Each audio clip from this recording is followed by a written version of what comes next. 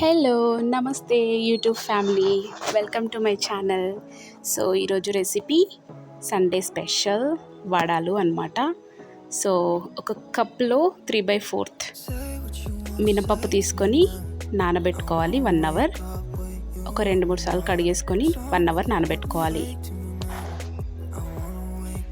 So బాగా నానాక mixie పట్టుకొని night మొత్తం దాన్ని మ్యారినేట్ చేసుకోవాలి. ఇలా చేస్తేనే వడలు క్రిస్పీగా వస్తాయండి. లేదంటే మనం వెంటనే వడలు వేసుకుంటే, మిక్సీ పట్టగానే వడలు వేసుకుంటే క్రిస్పీగా రావు. సో ఇది పక్కన పెట్టేసి చట్నీ చేసుకుందాం.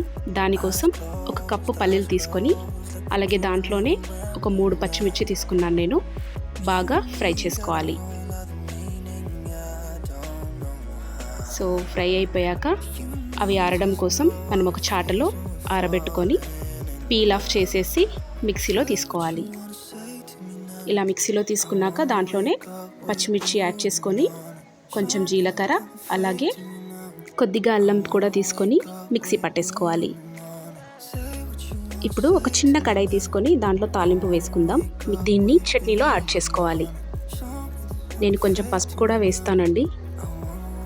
ఎప్పుడైనా చట్నీలో ఇలా తాలింపు వేసుకొని మిక్స్ చేసుకుంటే చాలా కలర్ఫుల్గా కనిపిస్తుంది. అందరూ ఇష్టంగా తింటారు. సో ఇప్పుడు మనం వడలు వేసుకుందాం. సో నేను నైట్ అంతా మ్యారినేట్ చేసి పెట్టానండి, మిక్సీ పట్టేసి. చూడండి ఎలా ఉందో. ఇలా ఉన్నప్పుడు మాత్రమే మనం వడలు వేసుకుంటే క్రిస్పీగా వచ్చేస్తాయి. నేను ఎప్పుడు చేతితోనే వడలు వేస్తాను. ఇలా ఆయిల్లో ఒక ప్యాన్ పెట్టేసుకొని వడలు వేసుకోవడమే.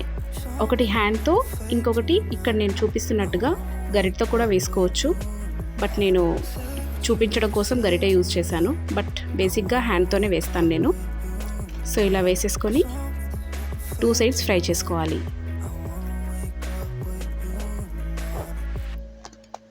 సో ఇలా టోటల్గా బ్రౌన్ కలర్ వచ్చేయాలి. బ్రౌన్ కలర్ వచ్చాక తీసేసుకోవాలి. ఇలాగే మిగతా పిండి మొత్తం వడలు వేసేసుకోవాలి. సో ఫైనల్గా చట్నీతో వడలు తింటుంటే చాలా టేస్టీగా ఉంటుంది. చూడండి ఎంత క్రిస్పీగా ఉన్నాయో. మీరు కూడా ట్రై చేయండి ఈ టిప్స్తో. Thank you for watching.